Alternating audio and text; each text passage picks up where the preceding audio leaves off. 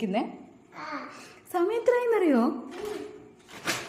10 മണിയാവും പോവാ. ഇപ്പൊ നാമജപം എന്തോ മക്കളെ? ഇതൊക്കെ എന്തുവാ? അമ്മ വയസ്സിലിടാൻ വെച്ചിരുന്ന എല്ലാ ഇതിനെയും കൊണ്ട് ഇട്ടേക്കണോ?